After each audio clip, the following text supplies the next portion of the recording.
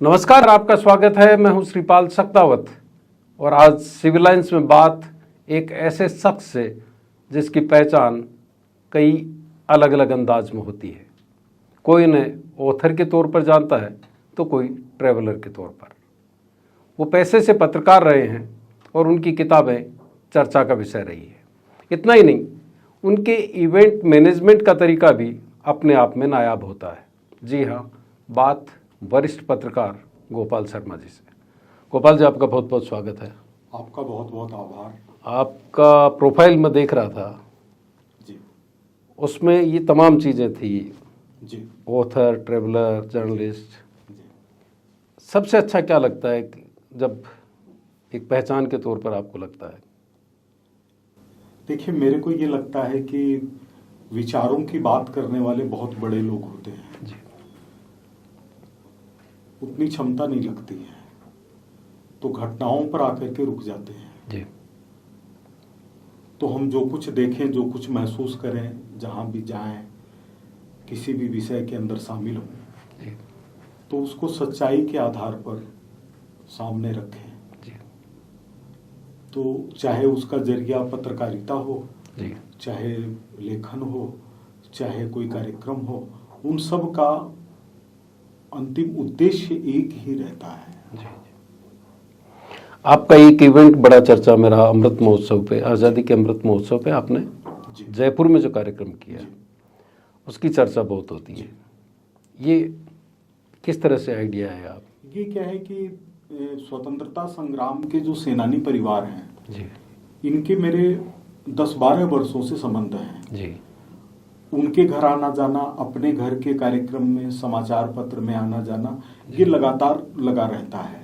जी, तो हम लोग उनको नहीं देख पाए जिन्होंने देश के लिए शहादत दी, जी, लेकिन लगता है कि जिनकी रगों में उनका खून है, उनसे अपना संपर्क बना रहे हैं। जी, तो कार्यक्रम पहले भी हुए हैं। इस बार चूंकि संजोग से अपनी 75वीं वर्षगांठ अमृत महोत्सव, जी, नरेंद्र मोदी जी का आह्वान, जी, और ये लगना कि क्या ये सिर्फ सरकार का काम है, हमारी जनता की तरफ से ऐसा क्यों नहीं हो सकता कि हम ये सब कह सकें कि सबसे बड़ा कार्यक्रम हमने जयपुर में किया। जी, ये प्रतिस्पर्धा का विषय नहीं था, बल्कि था कि और लोग भी इससे प्रेरित हों। तो धीरे धीरे विचार आता गया कि परमवीर चक्र विजेता 3 जीवित हैं, जी, बाना सिंह जी, अपने यादव साहब और संजय कुमार जी, जी, और तीनों को बुला करके सम्मान किया जाए। जी। फिर सीडीएस बिपिन रावत जी के परिवार की उनकी बेटी कृतिका, इसी तरह से सर्जिकल स्ट्राइक के हीरो अपने अभिनंदन वर्धमान। तो इनको 5-5 लाख रुपए की समर्पण राशि और लगभग 60 परिवार, जिसमें अपने अखिल भारतीय स्तर के जो माने जाते हैं, चाहे लक्ष्मीबाई तात्या टोपे हो या भगत सिंह हो या ऊधम सिंह हो, मंगल पांडे हो, ये परिवार तो शुरू से जुड़े रहे हैं।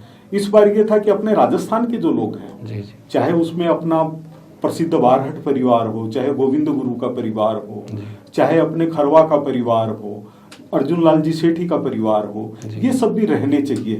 तो इस बार ये कोशिश रही, तो प्रभु की कृपा से बरसात का मौसम होते हुए भी सफल रही, और उसमें सारे लोग बैठे रहे बारिश के बावजूद। सभी आए, तेज बारिश के बावजूद, तेज बारिश के बावजूद भी 3000 विशिष्ट व्यक्ति ऐसे थे जिनके ऊपर कवर की व्यवस्था नहीं थी। उसमें से एक भी नहीं हिला, जबकि उसमें डीजी लेवल के लोग भी वहां मौजूद भीग रहे थे। इसमें लाला लाजपत राय के परिवार, लाला लाजपत राय के परिवार के, उनको पहचाना गया ही पहली बार, वो बताते ही नहीं थे और कोई परिवार का रहा नहीं उनके। तो संजोग हुआ कि अचानक ही परिचय हुआ कि वो तो लाला लाजपत राय के परिवार के हैं, तो फिर वो जुड़ गए। अब थोड़ा अतीत में चलते हैं जी। एक बच्चा जो 5वीं-6वीं में पढ़ता है, पाकिस्तान का और भारत का युद्ध होता है, उसको लिखता चला जाता है, वो अचानक पत्रकारिता की तरफ कैसे आता है? आपका लिखने पढ़ने का सिलसिला तो 5वीं-6वीं से शुरू हो गया था। हाँ, देखिए, उसमें जो विशेष कारण ये है, 67 के अंदर मैं 7 वर्ष का था जी, तो अंग्रेजी हटाओ आंदोलन राम मनोहर लोहिया जी ने चलाया था जी, तो मैं उस समय वाराणसी में 80 में मेरे पिताजी के पास रहता था जी, तो मैंने दरवाजे की सीखों से छात्रों को दौड़ते हुए और पुलिस को पीछे डंडों से पिटाई करते हुए देखा। और बाद में गोली भी चली जिसमें एक छात्र की मृत्यु हो गई। अपने मोहन प्रकाश जी वगैरह ये समय उसी आंदोलन छात्र नेता थे। तो कुछ मन बनना शुरू हुआ, फिर रोजाना अखबार पढ़ते थे। और वाराणसी एक ऊर्जा की जगह है जी। वहां पर संजोग से मेरे को जो पढ़ने का मौका मिला वो एनी बेसेंट की सेंट्रल हिंदू स्कूल के अंदर मिला जी। तो वहां से बहुत बड़े बड़े महारथी निकले हुए थे। तो हमेशा अनुभूति होती थी कि हम भाग्यशाली हैं कि यहाँ, जैसे मेरे एक दोस्त थे बचपन में, तीसरी चौथी पांचवी में हम साथ पढ़ते थे, तो उनके मामा जी संकट मोचन के महंत थे। तो देखते थे कि तुलसीदास जी का इस कमरे के अंदर खड़ाऊ रखा हुआ है, यहाँ पर कुछ पन्ने रखे हुए हैं। तो ऐसे स्मृतियां महारानी लक्ष्मीबाई के जहां पर जन्म हुआ वहां पर लोग सफाई करते थे, मुर्गी खाना बना रखा था। तो ऐसे तकलीफ होती थी कि क्यों होता है ये, हम लोग क्या कर सकते हैं इसके अंदर। तो एक भाव बनते चले गए पढ़ते समय कि अपने को मतलब थोड़ा सा जागरूकता और साधन थे नहीं, तो परिवार के अंदर जो सोचा वो ही करते गए, कोई संभाल करने वाला नहीं था, कोई गरीब। वो गंगा के किनारे से अरावली की इन वादियों के बीच में जयपुर आने की किस तरह से योजना बनी? वो ये कि हमारा परिवार तो राजस्थान का ही है, राजस्थान में झुंझुनू जिले का परिवार है। हमारे रिश्ते भी सारे चिड़ावा में, झुंझुनू में, इसमें सूरजगढ़ में, बबाई में, इसी में सारे रिश्ते हैं। तो जब मैंने एमए किया उस समय मैं छात्र नेता था और अच्छी स्थिति में छात्र नेता था। अपन ये सोच सकते हैं कि 25 साल की मेरी उम्र हो रही थी और मेरा विधानसभा के अंदर पैनल में नाम था। लेकिन बार बार ये मन में तकलीफ होती थी कि हम ईमानदारी से कैसे जीवन बिता पाएंगे इसमें, राजनीति के अंदर रोटी कहाँ से खाएंगे। पिताजी का देहांत हो चुका था, बार बार जेल जाते रहते थे छात्र आंदोलन के अंदर। तो और दूसरा ये लगता था कि कुछ भी हो तो हमको ये मानते हैं लोग कि ये राजस्थानी है, जैसे हमारे में कोई कमी पहचान है, तो वो मतलब ये है। और उसको कोई बहुत सम्मान की नजर से वो नहीं देखते थे। उसी दौरान 83 के अंदर भैरव सिंह शेखावत जी से संपर्क हुआ। ये काशी हिंदू विश्वविद्यालय छात्र संघ के कार्यक्रम में गए। पहली बार कोई क्षेत्रीय नेता काशी हिंदू विश्वविद्यालय में गए। इन्होंने छात्रों के सामने जब किसानों की बात की, गरीबों की बात की, तो वहां के छात्रों को, छात्र नेताओं को आश्चर्य हुआ कि कोई नेता गरीबी की बात करता है विश्वविद्यालय में आकर के। और मेरा उनसे जुड़ाव हो गया। और वो जुड़ाव जब हुआ तो फिर मुझे जब ये बेचैनी थी कि हम अपने परिवार का कैसे पालन करेंगे, कैसे रोटी कहाँ से खाएंगे, तो मैंने उनसे कहा कि बताइए मैं क्या करूं। उन्होंने कहा यहाँ आ जाओ। उन्होंने बुलाया तो था कोई नौकरी दिलवाने के लिए, लेकिन बैठे बैठे ही पुलिस जी साहब, पूर्णचंद जी पुलिस साहब बैठे थे, शेखावत साहब बैठे थे। उन्होंने कहा पत्रकारिता नहीं कर सकते क्या? मैंने कहा कर लेंगे। दूसरे दिन से पत्रकार हो गए। इस तरह से आपकी शुरुआत, इस तरह से शुरुआत हो गई। और दिबराला प्रकरण आपने कवर किया। वैसे कई घटनाओं को आपने कवर किया और खोजी पत्रकारिता में आपका बड़ा नाम रहा। किस तरह के अनुभव थे शुरुआती तौर पर? क्योंकि रेडियो, प्रिंट, टेलीविजन और डिजिटल, इन चारों माध्यमों को आपने करीब से देखा। देखिए, एक तो मेरे दिमाग में हमेशा रहा है कि हम पत्रकार हैं तो हम समाज और राष्ट्र से और मानवता से ऊंचे नहीं हैं। हम एक कार्यकर्ता हैं जो कि हम देखते हैं, उस सच्चाई को तो सामने लाते हैं। लेकिन हम सती प्रकरण को अगर कवर कर रहे हैं तो क्या एक ऐसे समाज जिन्होंने हजारों वर्ष तक देश की रक्षा की है, उसको हम आलोचना का शिकार बना सकते हैं? कोई परिवार कोई गलती कर सकता है, कोई व्यक्ति कोई गलती कर सकता है, लेकिन क्या हमारे निशाने पर वो लोग हो सकते हैं कि जो शाका करके निकल पड़ते थे और जौहर करते थे? तो मेरी दृष्टि हमेशा इस तरह की रही है। जैसे कुंभ के मेले को अगर मैं कवर करने जा रहा हूं तो मुझे ऐसा लगता था कि हो सकता है हमारी पीढ़ियों के लोग यहाँ आए हों, यहाँ स्नान किया हो। तो ये भाव थोड़ा सा हमेशा अलग करता था। जैसे मैं आपको उदाहरण बताना चाहता हूँ कि एक बार जब मैं पत्रिका में था तो एक हमारे क्राइम रिपोर्टर एक भाई बहन से और सवाल पूछ रहे थे। उनके पैर कुछ ऊपर की तरफ थे और वो बलात्कार का विषय लेकर के आए थे। तो जो ही वो चले गए तो मेरे से सहन नहीं हुआ। मैंने उनको, पत्रकार को कहा, मैंने कहा इनकी जगह हमारी बहन हो सकती है, हम उस द्वार के ऊपर जा सकते हैं, हमसे कोई इस तरह सवाल जवाब करे, अफसर की तरह से हम ऐठते फिरें, क्या हमारी औकात है? सामान्य चमड़ी लिए हुए हम घूमते रहते हैं 70-80 बरस तक। अगर हमारे में मानवता नहीं है तो हम पत्रकार नहीं हो सकते। तो ये दृष्टि हर जगह के ऊपर मतलब कायम रही और कभी मत ऐसा समझौता करने की स्थिति नहीं आई। मैंने जिन्होंने भैरव सिंह शेखावत जी ने मेरी नौकरी लगाई, उनको भी मैंने नाराज होते हुए देखा, महीनों तक नहीं बात करते हुए देखा। अशोक जी गहलोत को भी नाराज होते हुए देखा, खुश होते हुए देखा। वसुंधरा जी को नाराज होते हुए देखा, खुश होते हुए देखा।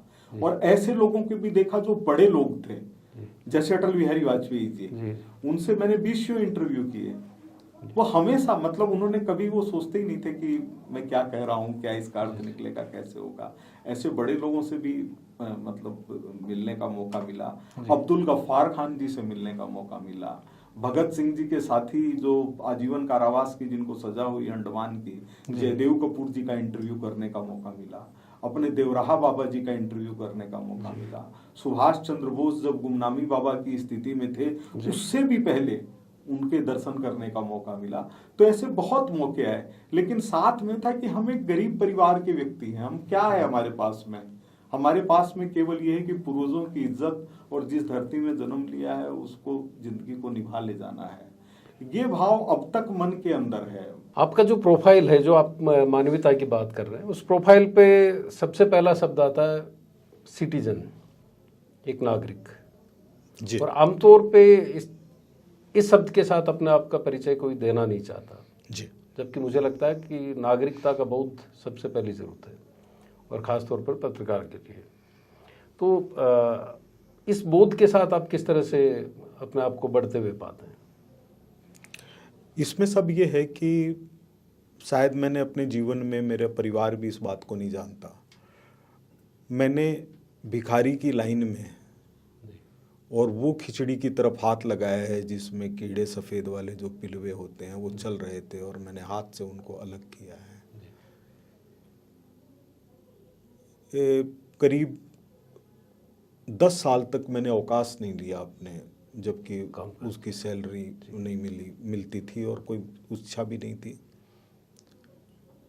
मेरे बेटे की शादी होने से पहले तक हमारे दोनों बच्चों ने और हम पति पत्नी ने एक साथ शायद 2-3 बार भोजन किया होगा, लगभग 25 साल में। तो उसके पीछे मूल की जो प्रेरणा है वो ये है कि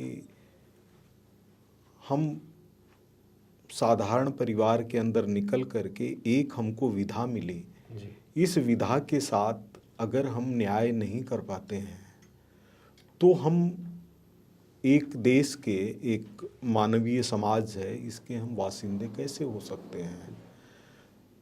तो हमेशा ये रहा कि एक नागरिक के जो हैं वो अधिकार हैं, नागरिक के कर्तव्य हैं। तो पत्रकार के रूप में भी वो कर्तव्य मेरे को ध्यान में रहते हैं। जैसे कि कई बार ऐसा मौका आ चुका है जबकि अखबार बंद भी हो सकता था, और मैंने बुला करके खुद पूरे अपने स्टाफ को कहा है, खास करके जब ऑपरेशन पिंक चला तो उस समय जब लोगों की थड़ियां वगैरह उजाड़े जाने लगी और थोड़ा भेदभाव नज़र आया, तो अपने जितने साथी थे उनको मैंने कहा इस चीज़ को भूल जाइए कि अखबार चलेगा या नहीं चलेगा, लेकिन हम अपने देश के नागरिकों के साथ में मतभेद होता हुआ नहीं देख सकते। कोई गरीब आदमी अगर गलत ठेला लगा रहा है तो उसको बंगाल की खाड़ी में नहीं फेंका जा सकता। हम कहाँ जाएंगे लोग? हम उनकी सुरक्षा जब नहीं कर पा रहे हैं, उनको रोटी नहीं दे पा रहे हैं, अगला जहाँ पर हो रहा है उसको लगा रहा है, आप अच्छी जगह दे दीजिए, दूसरी जगह दे दीजिए, उनको चेतावनी दे दीजिए, उनके लिए व्यवस्था कर दीजिए। तो हम, और मरने की भी जो इच्छा है वो इसी रूप में है कि एक मतलब रामायण के अंदर आता है कि मुझे मृत्यु से भय नहीं है, मुझे यश खोने से भय है। तो यश किस चीज़ का? कि हम नागरिक हैं, मतलब हमारे ऊपर कोई दाग नहीं लगना चाहिए। कोई ये नहीं कहे कि मैंने पैसे दे के ये काम करवाया, मैंने ये चीज़ गलत करके ये चीज़ किया। ये मेरे को भय लगता है और धीरे धीरे पत्रकारिता से दूरी होकर और लेखन के क्षेत्र में जाने का कारण भी यही है। आपका बड़ा प्रोफाइल था राजस्थान पत्रिका में। जब हम लोगों ने पत्रकारिता शुरू की उस दौर में हम आप लोगों को पढ़ते थे। एक बड़ा प्रोफाइल था। आपने अयोध्या कांड कवर किया, आप एकता यात्रा हो चाहे जनादेश यात्रा हो, उन सभी यात्राओं में रहे। यहाँ तक कि आप असम का आंदोलन भी आपने कवर किया। अचानक विचार कैसे बना कि अपना अखबार हो, क्योंकि बड़ा चुनौतीपूर्ण काम था एक इवनिंगर शुरू करना। देखिए, एक तो राजस्थान पत्रिका का नेतृत्व बदल रहा था, कुलिस जी जा रहे थे। कुलिस जी के प्रति बहुत मन के अंदर आस्था थी। तो ये लग रहा था कि हमारे पास में जो काम करने की क्षमता है उसके लिए तो ये जरूरी है कि कम से कम हमारा एक घोंसला तो, एक जगह तो हो कम से कम। हमारी खबरों से सब लोग नाराज रहते हैं, केवल इसलिए कि कभी मेरी खबर रोकी नहीं जा सकी, क्योंकि कुलिस जी कहते थे कि इसने जो लिख दिया वो मेरा पूरा विश्वास है। आपको मैं आश्चर्य की बात बताऊं कि पहली बार अशोक गहलोत जी की कोई बयान की खबर जब लिखी तो उस पर बहुत आपत्ति हुई। पत्रिका के अंदर संपादक वर्ग और ये सब लोग बहुत नाराज हो गया कि अशोक जी कैसे नेता हो सकते हैं, इनका कैसे वक्तव्य आ सकता है। तो कुलिस जी ने पूछा मेरे से, मैंने कहा देखिए आने वाले समय के यही नेता हैं, सारे कांग्रेस के नेता भी एकजुट हो जाएंगे तो भी अध्यक्ष का चुनाव यही जीतने वाले हैं। तो जो व्यक्ति नेता बनने के लिए तैयार खड़ा है और केवल समय इंतजार कर रहा है, उसको हम कैसे अलग कर सकते हैं। तो कुलिस जी ने कहा कि ठीक है, आपको जैसे ठीक लगे वैसे दीजिए। वैसा ही प्रसंग आया जब भैरव सिंह जी गंगानगर से चुनाव लड़ रहे थे, तो मैंने वहां से आकर के लिखा कि जब वो रहते हैं तो पहले नंबर पर रहते हैं और जब चले जाते हैं तो तीसरे नंबर पर चले जाते हैं। पत्रिका में उस पर बहुत बहस हुई, क्योंकि गंगानगर के जिला रिपोर्ट्स थी, आदरणीय बिशन सिंह जी वहां गए हुए थे। लेकिन कुलिस जी ने कहा कि जब वो लिख रहा है तो सोच के ही लिख रहा होगा, अपने उसी को छापना है। तो ये लगा कि हमारी एक सीमा है किसी संस्था के अंदर, हम जान भी देने के लिए तैयार हो जाएं तो भी क्या वो चीज लिखने के लिए लिखी हुई चीज छप सकेगी क्या, ये मन के अंदर एक भय पैदा हो रहा था। तो एक दो लोगों ने भरोसा दिया कि नई लीडरशिप को लेकर के एक आशंका, हाँ, एक आशंका थी। और दूसरा ये था कि जो लेखन समाज मांग रहा था वो विद्रोही मांग रहा था, विद्रोह मांग रहा था, तो उसको कोई भी संस्थान नहीं पसंद कर सकता और स्वीकार नहीं कर सकता। तो ये भविष्य की आशंकाओं को देखते हुए ये मन में आया कि अपना अखबार शुरू करना चाहिए। और कल्पना ये थी कि हो सकता है टाइप करवाना पड़े, साइक्लो स्टाइल निकले, हम केवल साधारण उसके टाइप के ऊपर दे, क्योंकि एक नया पैसा नहीं था, पैसा था ही नहीं। मतलब मेरे पास 2000 रुपए भी नहीं थे, 500 रुपए भी नहीं थे। सैलरी अच्छी मिलती थी पत्रिका से, वो महीने के अंदर घर में खर्च हो जाती थी। तो इस तरह से अखबार चलाने का मन में, और सभी जो बहुत वरिष्ठ राजस्थान के सम्मानित पत्रकार कैलाश जी मिश्र जैसे पत्रिका में थे, उन सब का आशीर्वाद था। उनको साल 6 महीने से पता था कि ये व्यक्ति कुछ करेगा, लेकिन उन लोगों ने मुंह नहीं खोला। और कुलिस जी के जब मैं पैर छू करके आशीर्वाद लेने गया, क्योंकि भैरव सिंह जी ने कहा कि कुलिस जी नहीं कहें तब तक नहीं छोड़ना है, तो मेरे लिए ये पाबंदी हो गई कि कुलिस जी कैसे कहें। एक लक्ष्मण रेखा, एक लक्ष्मण रेखा खींच दी, और हम लक्ष्मण रेखा को पार करना नहीं जानते। मैंने उनके पांव पकड़े कुलिस जी के, उन्होंने कहा कि संभव नहीं हो पाएगा, अपने कोई मार्बल वगैरह का खोल रहे होते तो ये व्यापारी लोग विज्ञापन दे देते, नहीं तो नहीं कर पाओगे। तो मैंने कहा सब मैं वापस आ जाऊंगा। तो उन्होंने आंख बंद की सोचने के लिए, और मैंने तुरंत पैर छुए और जूते पहने और भाग गया कि इन्होंने आंखें बंद कर ली। तो ये घटना रही। उनके लिए भी बड़ा मुश्किल था कि वो हाँ, किस वो 1 वर्ष तक, मतलब हम उनके प्रेम की इससे कल्पना कर सकते हैं कि जिस दिन अखबार शुरू हो रहा था उस दिन उन्होंने हाथ से पत्र लिख करके भेजा कि मैं शुभकामनाएं देता हूं और मेरे घुटनों का दर्द है, इसलिए मैं बिरला ऑडिटोरियम की सीढ़ियों पर नहीं चढ़ सकता। पत्रिका में आपने काफ़ी लंबा काम किया और उस वक्त की आपकी रिपोर्टिंग बड़ी चर्चा में होती थी। क्रिटिक्स अलग तरीके से उस बात को कहते थे। जी। कईयों को लगता था कि आपके एकमात्र सोर्स भैरव सिंह शेखावत था, लेकिन आपकी रिपोर्टिंग अपने अपने अंदाज में होती थी। और कार सेवा का जो आपने कवर की वहाँ पे अयोध्या में, उसमें कुछ प्रसंग ऐसे भी थे जिसमें जोखिम थे। देखिए, इसमें एक बात तो मैं ये स्पष्ट करना चाहता हूँ कि शेखावत साहब को मैंने पिता के समान माना। जी तो उस समय दो मर्यादाएं तय की जी कि एक तो चूंकि उस समय प्रचलन था कि ज़्यादातर दिल्ली के प्रमुख पत्रकार होते थे और शेखावत साहब पूरे राजस्थान का दौरा करते थे, वो एक बड़े सोर्स थे। जी तो मैंने ये मतलब आत्मा में तय किया कि कोई भी खबर इनसे नहीं लूँगा। जी वो मैंने आखिर तक पालन किया कि इनसे कोई खबर नहीं लूँगा। और दूसरा जो तय किया वो ये किया कि कोई व्यक्ति कितनी ही धमकी और लालच दे, जी अपने को इसमें प्रभावित नहीं होना है।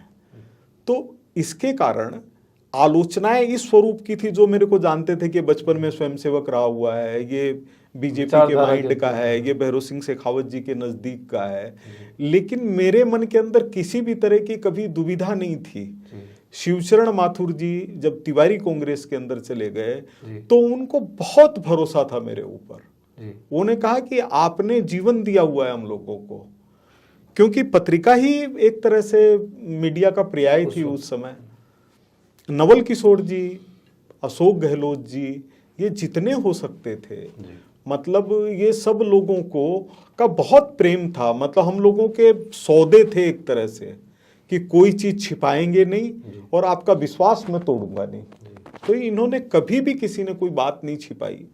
और प्रभु पत्रकार के लिए सबसे महत्वपूर्ण बात भी यही है, मतलब कोई भी बात किसी ने, और आपको मैं ऐसी ऐसी चुनौती की बात बताऊं कि भैरों सिंह जी शेखावत की सरकार गिराने के लिए कांग्रेस ने और कुछ विधायकों ने तय कर लिया। तो परशुराम मदेरणा जी राज्यपाल को ज्ञापन दे करके आए। तो और वो ज्ञापन देते समय सारी मीडिया वहां खड़ी थी राजभवन के बाहर। मदेरणा जी ने आते ही कहा कि नो, कोई प्रेस कॉन्फ्रेंस नहीं, कोई बातचीत नहीं, कल बात करेंगे, और गाड़ी में बैठ करके चले गए। मैंने अपने साथी फोटोग्राफर जर्नलिस्ट को कहा कि रात को मैं आऊंगा 10 बजे खबर लेकर के, तब अपन छापेंगे। मैंने सोचा कि कौन आदमी है जो टाइप करेगा और टाइप करके वो किसको देगा इनके देने से पहले। मैंने उन्हीं के दरवाजे खड़खड़ाए 9 बजे। बोला मेरी जिंदगी चली जाएगी, बहुत खतरनाक आदमी है मदेरणा साहब। मैंने कहा लेकिन ऐसा कोई विषय नहीं है ना जिसमें मदेरणा साहब के ऊपर कोई दिक्कत आती हो।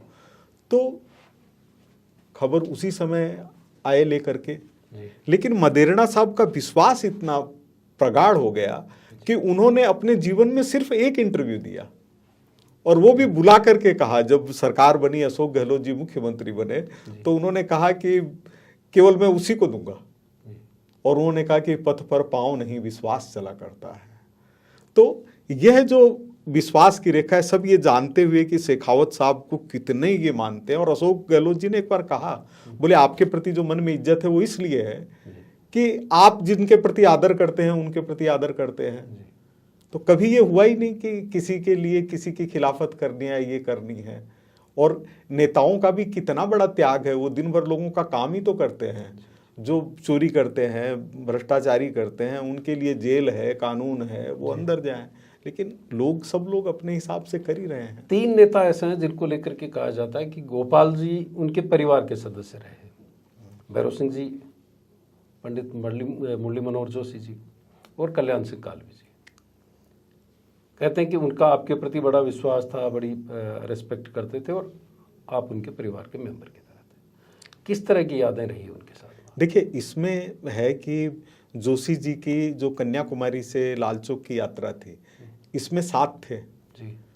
तो वो ये देखते थे कि शुरू से आखिर तक साथ रहने वाला अकेला मैं ही था। इतने साधन भी नहीं होते थे समाचार पत्रों के पास में। तो उनको लगता था हम लोग इतने बड़े बड़े नेता हैं, इसको कोई मतलब ही नहीं हम लोगों से, तो खाली खबर भेजने में लगा रहता है।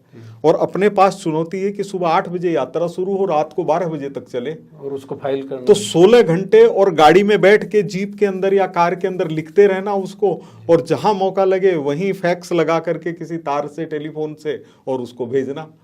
तो उन्होंने 5, 7, 10 दिन गुजर गए, तो शायद ओम जी माथुर को और इनको दोनों को कहा, अपने मोदी जी को, बोले कि ये कोई मतलब ही नहीं रखता है हमसे। तो मेरे को उन्होंने पेश किया, मोदी जी ने उनके सामने। तो मैंने कहा देखिए साहब, मैं तो आपका ही काम कर रहा हूँ, जनता तक समाचार पहुंचाने का हमारा काम है, और आप लोगों के प्रति आदर कम हो ऐसा कोई विषय नहीं है। और उसी दौरान जो संपर्क आया वो मोदी जी से भी आया, वो पत्रिका भी आए मिलने के लिए, रिक्शे पर बैठ करके आए पत्रिका। महानगर टाइम्स का 50 गज का कार्यालय था, उसकी 4थी मंजिल तक गए। खुद उन्होंने कहा कि मेरे को कोको कोला चाहिए। कोको कोला गर्म थी, दरवाजे के बीच में लगा करके खींच करके खोल करके उनके हाथ में दिया। लाने वाले ने एक ही कोको कोला लाया कि उसके पैसे 3.5 रुपए या 4 रुपए लगते थे। बोले 2 लाऊंगा तो इनको भी पिलानी पड़ेगी, तो एक ही लेकर के चलना है। इन दोनों का था। और कल्याण सिंह जी के एक मतलब भावुकता भरी बात है कि कल्याण सिंह जी जब यहाँ इंटरव्यू उनका मैं 92 में भी कर चुका था मुख्यमंत्री के रूप में, और भी 1-2 बार की मुलाकातें थी, लेकिन जब वो यहाँ राज्यपाल बन के आए तो मैंने कल्याण सिंह जी के ऊपर एक आइटम लिखा, क्योंकि कल्याण सिंह जी को देखा था मैंने बहुत बारीकी से। तो उनका फोन आया और उन्होंने कहा कि इतना तो मैं भी अपने बारे में नहीं जानता। और फिर 1-2 बार उन्होंने प्रयास किया कि अपने जीवन के बारे में बताएं, लेकिन वो रोने लग जाते थे। वो याद करते थे कि मेरी बीमार माँ गोबर थाप रही है और मेरी पढ़ाई की व्यवस्था कर रही है। तो कई बार उन्होंने 5-7 बार ऐसी कोशिश की। और भैरव सिंह जी से संबंध उस तरह का था ही था।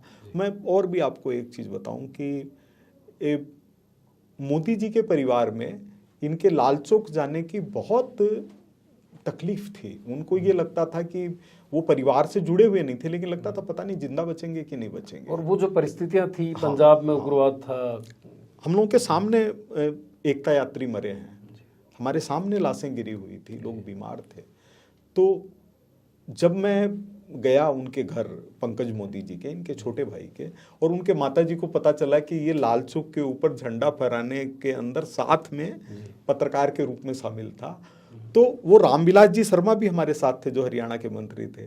लेकिन उन्हें तुरंत मेरे को लेके अपने गोद के पास में बैठाया और लाड किया और ये किया कि मतलब हमारा आदमी है।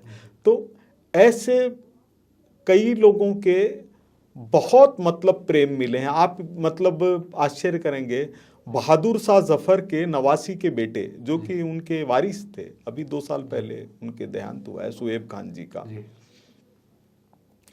वो बहुत मुश्किल हालात के अंदर अपने से जुड़े रहे, बेटे की शादी में वाराणसी गए। अभी 15 अगस्त को लोकमान्य तिलक जी के प्रपौत्र की पत्नी मुक्ता तिलक, जो बीजेपी की एमएलए हैं, वहाँ की थी, पुणे की, और वहाँ की मेयर थी पिछली बार, उनको कैंसर हो गया। उनके पति एक दिन के लिए उनको छोड़ करके आए और ये कह के कि कैंसर तो है लेकिन मैं एक दिन का समय तो निकालूंगा ही निकालूंगा। मुक्ता जी नहीं रही, 15 दिन पहले चली गई।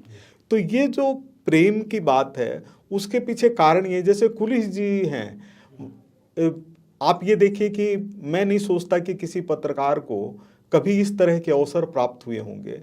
आप कल्पना करिए कि 1992 के अंदर कितनी कम पैसे की मतलब पैसे की कितनी ज़्यादा कीमत थी।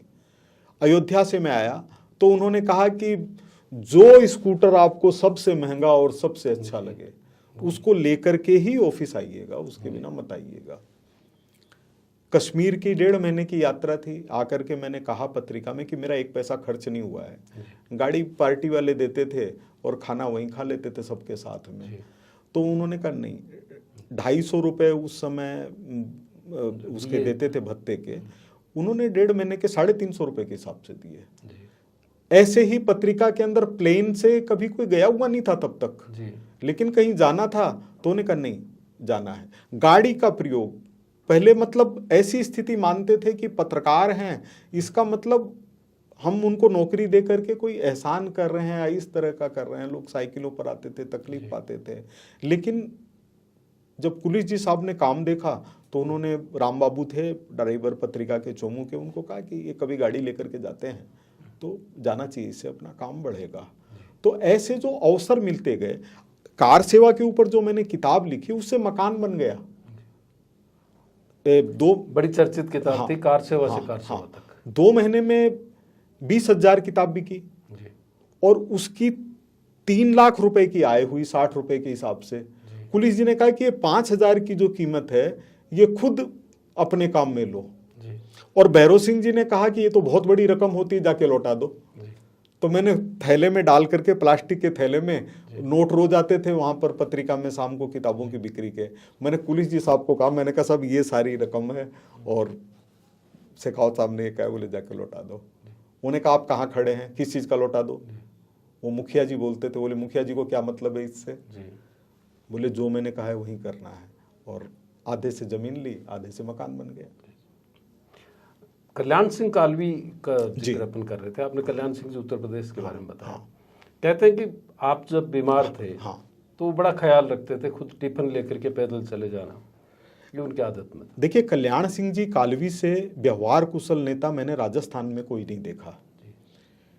वो हॉस्पिटल रोड के ऊपर रहते थे और जब मैं बीमार हुआ 89 के अंदर और मरणासन्न था बिल्कुल, तो सुबह मेरी आंख खुली। भैरव सिंह जी अगर रात को नहीं पहुंचते और 6-7 घंटे तक नहीं बैठे रहते तो जीवन बचना मुश्किल था। प्रदीप जी शेखावत जो वरिष्ठ पत्रकार हैं वो मेरे साथ थे, मेरी धर्मपत्नी मेरे साथ थी और संजोग था कि वहाँ से फ़ोन किया गया और शेखावत साहब ने खुद रात को 12:30 बजे उठाया। तो सुबह थोड़ी देर के लिए मेरी आंख खुली, मैं बेहोश रहा 3-4 दिनों तक। तो सामने कल्याण सिंह जी और नाथूराम जी खड़े थे। तो कल्याण सिंह जी ने कहा, बोले भैरव सिंह जी का घर दूर है और मेरा पास में है, कोई भी चीज की जरूरत होगी तो कहीं दूसरी जगह जाने की जरूरत नहीं है।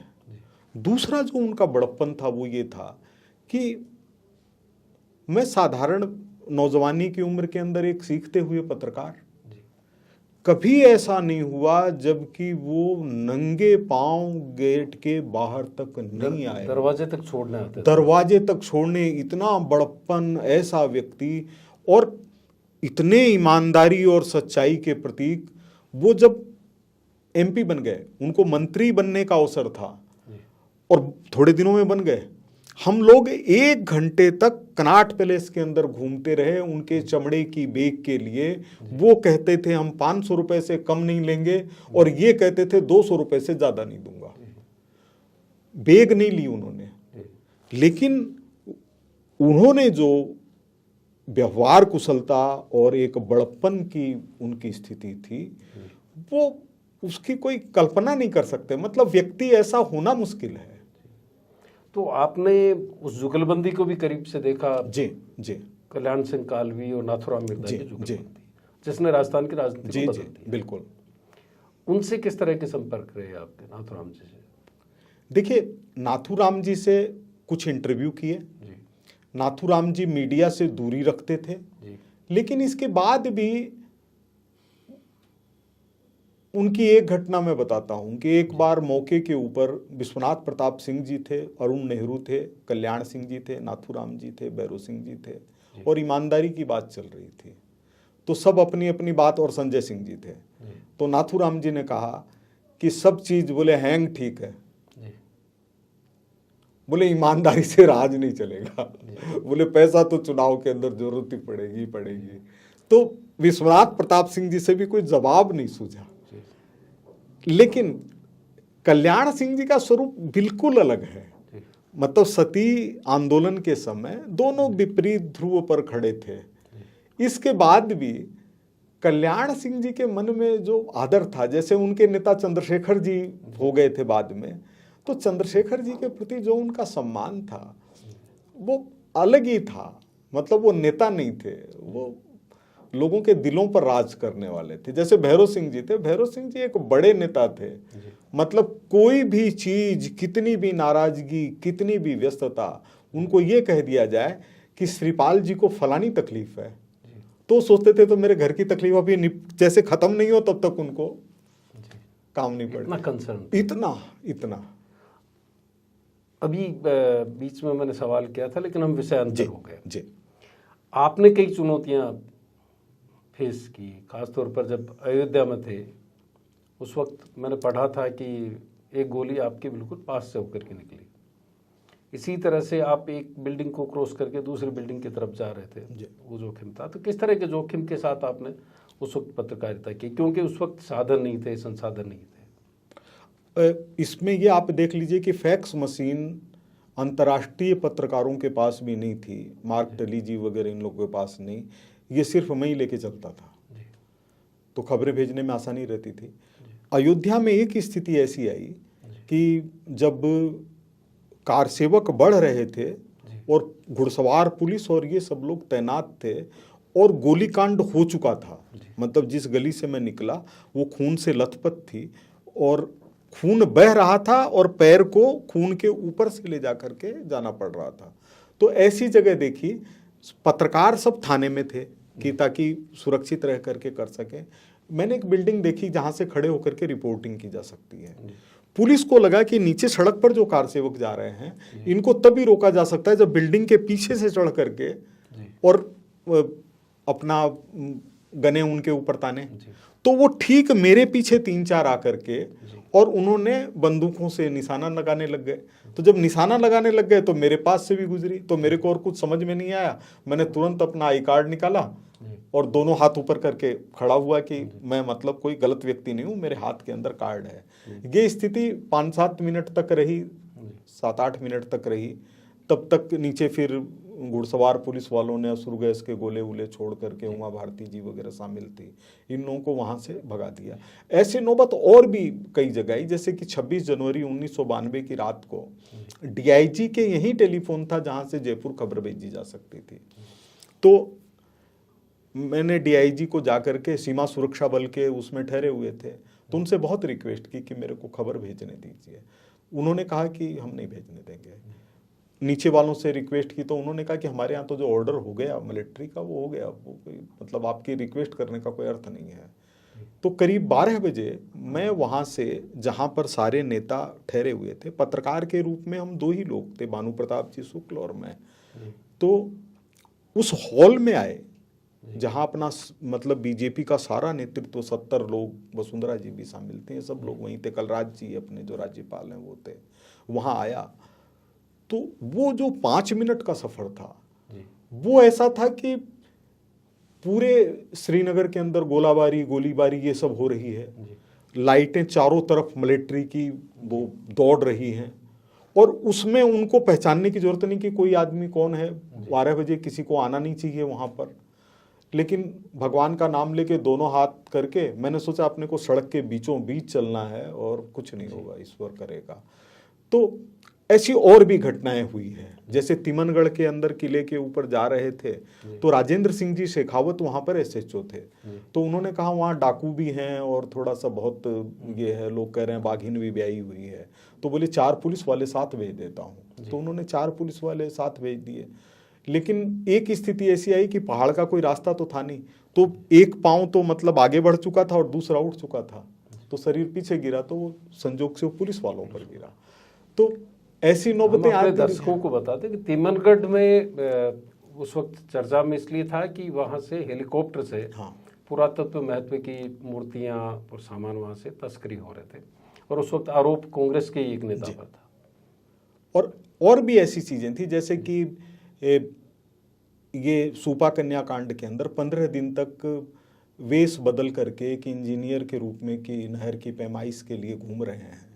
2 लोग उसमें संजोग से साथी बन गए, एक मोटरसाइकिल लिए और एक रास्ता बताने वाले, रामपाल सिंह जी जाट जो किसान नेता हैं और ब्रह्म सिंह गुजर जो आरपीएससी के मेंबर रहे हैं।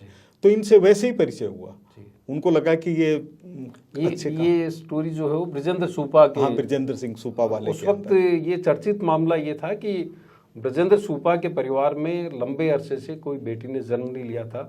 पीढ़ी दर पीढ़ी आरोप था कि वो अपनी बेटियों का कत्ल कर रहे थे।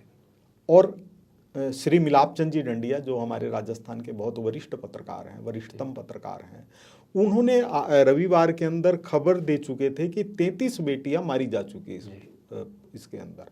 लेकिन ये था कि इसके सबूत कैसे प्राप्त करें, तो सबूत के लिए फिर ये तय किया कि इनके जितने रिश्तेदार हैं, जिस हॉस्पिटल के अंदर इनकी पत्नी के बच्चे जन्मे हैं, या जो दाइयाँ गई हुई है, जो इनके बंधुआ मजदूर हैं जिन्होंने गाड़ने का काम किया है, उन सब लोगों से कई दिनों तक वो अभियान चला और उसमें स्थिति आखिर में आई कि जब टेप का सारा सामान, फोटोग्राफ्स और ये सब हो गए, तो जिस सर्किट हाउस में वहाँ पर डाक बंगले में ठहरा हुआ था, उसमें दरवाजे के खाट लगा करके, उसके टेबल लगा करके कि अगर अटैक भी कर दें, मारना भी चाहें, तो भी कम से कम हम सबूत लेकर के जयपुर पहुँच सकें।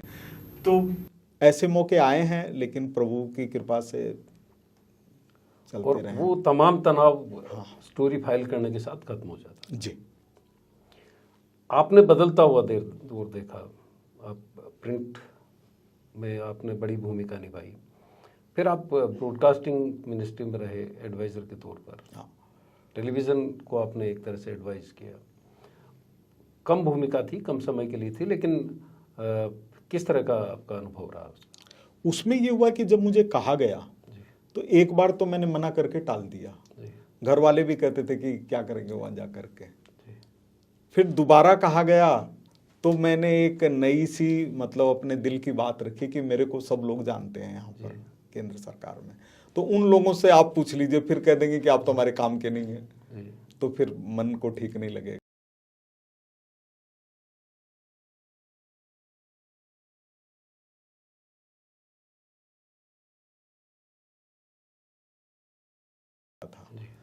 और 50% से कम में भाषाई और हिंदी वाले समाचार पत्र थे, जबकि रीच उनकी ज़्यादा होती है। और जबकि इंग्लिश वाले 16-17% थे, मुश्किल से 9% रहे होंगे।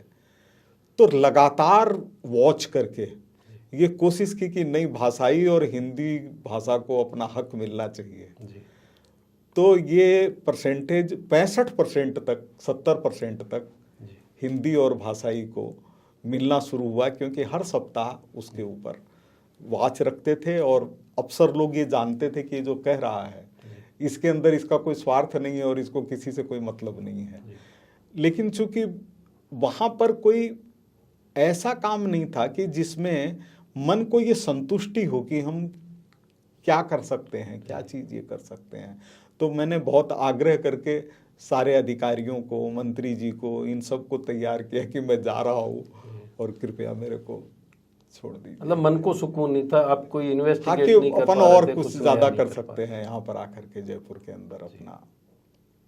अब आगे क्या भूमिका है? कुछ लोगों को लगता है कि, मुझे भी लगता है कि मैं एक भावी सांसद से बात कर रहा हूँ जयपुर के। देखिए, इसमें ये चीज़ है कि मनुष्य के हाथ में तो कुछ है नहीं, हम कितना भी सोच लें हम कुछ कर नहीं सकते, लेकिन अपने मन की जो इच्छा है वो ये है कि हमारी ज़िंदगी के कम वर्ष बचे हैं, तो उसका सर्वोत्तम उपयोग क्या हो।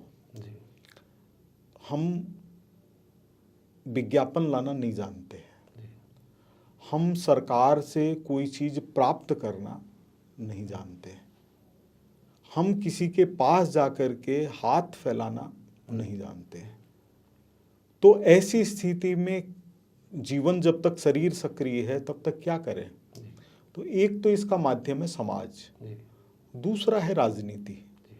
इसमें जो चीज़ हमेशा मुझे लगती रही है, एक बार एक दो बड़ी बैठकों में भी जिसमें मुख्यमंत्री जी वगैरह शामिल रही हैं, मैंने उस समय भी ये बात रखी थी कि अगर थाने में जाता हुआ व्यक्ति भयभीत हो और वो सिफारिश खोजे जब जिसके साथ में अपराध हुआ है, और सचिवालय में जाने के लिए हमको ये देखना हो कि हमको घुसने नहीं देंगे कि बात करेंगे कि नहीं करेंगे, ये क्या जनता का राज हुआ।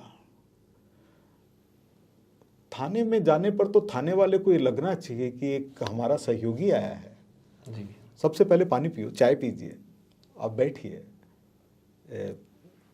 आपको मतलब जो तकलीफ हुई है उसमें हम लोग साथ हैं, अपने को अकेला मत समझिए। कुछ बदलाव तो आया है।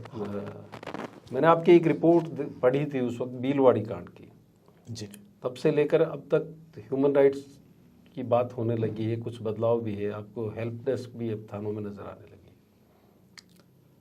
देखिए, बीलवाड़ी कांड भी एक बड़ी घटना थी और उसमें स्थिति ये थी कि 4 ऐसे नौजवान जिन चारों की उम्र 25 से लेकर के 35 साल तक के बीच में थी, 32 साल के बीच में, चारों के 2-2 बच्चे, चारों गरीब लोग, और वो पुलिस के हाथों मार दिए गए। और जो 5वां व्यक्ति था उसको गिरफ्तार करके टाडा के अंदर बंद कर दिया गया अजमेर में, जिनसे मिलना संभव नहीं। उसमें भी बहुत बड़ा सहयोग मिला कि मैं वकील बना, और ओंकार सिंह जी लखावत जो भाजपा के वरिष्ठ नेता हैं उनका सहयोगी बना। वो जेल में लेकर के गए।